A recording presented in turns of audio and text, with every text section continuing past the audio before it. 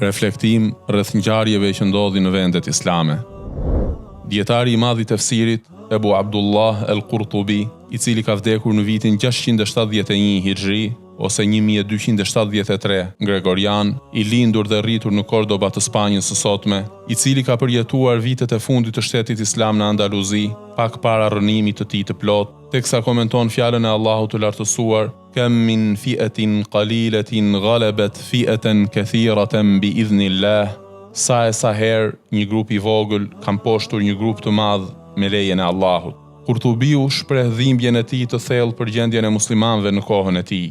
Ai flet me zemër të djegur për dobësinë që i kishte kapluar, për përçarjet mes tyre, për triumfin e armiqve dhe rënien e umetit islam në humbje të njëpasnjëshme. Ai thot, ajeti kuranor nxit për përgatitje, për durim dhe ndjekje të shembullit të atyre që besuan me sinqeritet Zotin e tyre, e kështu duhet të veprojmë edhe ne. Por veprat e shëmtuara, gjunahet dhe qëllimet e prishura e pengojnë arritjen e fitores, madje derisa kemi arritur në gjendjen ku shumica jon të thyhet përballë pakicës së armikut. Dhe këtë e kemi parë disa herë e jo një herë të vetme. Dhe e gjitha kjo për shkak të asaj që kanë bërë duart tona, për shkak të dy gjunaheve tona. Në Sahihun e Buhariut përmendet se Ebu Darda radhiyallahu anhu ka thënë: "Ju luftoni me veprat tuaja."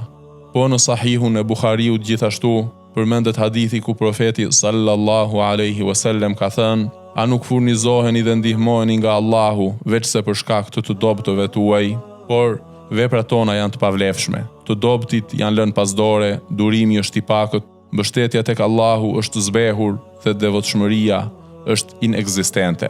Allahu i lartësuar ka thënë: "Ya ayyuhalladhina amanu sabiru wa sabiru wa rabitu wattaqullah."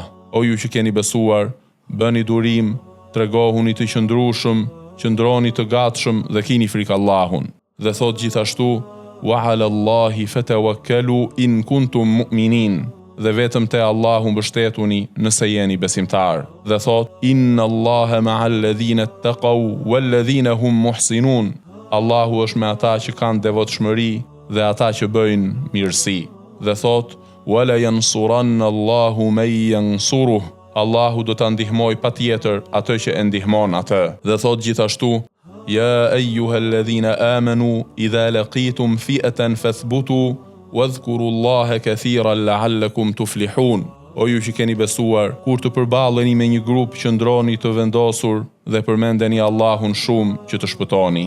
Pasi Kurtubiu përmend shkaqet dhe kushtet e fitores, të cilat janë përmendur në librin e Allahut Azza wa Jall dhe në sunetin e profetit sallallahu alaihi wasallam, përfundon me një pohim rrënqethës ku thot: "Këto janë shkaqet e ndihmës së Allahut, por ato nuk ekzistojnë më mes nesh. Inna lillahi wa inna ilaihi raji'un." Te Allahut jemi dhe tek ai do të kthehemi. Për çka na ka goditur dhe për atë që kemi humbur. Nuk ka mbetur nga Islami veç se emri, as nga feja veç se ritet, forma e jashtme, simbolet dhe jo fryma e vërtet shpirtërore e saj. Dhe të gjitha këto për shkak se shturja është bërë e dukshme, padrejtësia është përhapur dhe arsyetimi dhe maturia thuajse nuk ekzistojnë më. Armiku ka pushtuar lindjen dhe perëndimin, tokën dhe detin. Sprovat janë bërë të rënda, fatkeqësitë të mëdha dhe nuk ka shpëtim përveç se për atë që Allahu Azza wa Jall e mëshiron. Këtu përfundon fjala e Imam Kurtubiut, e nëse kjo ishte gjendja në kohën e tij, atëherë çfarë mund të thuhet për kohën tonë?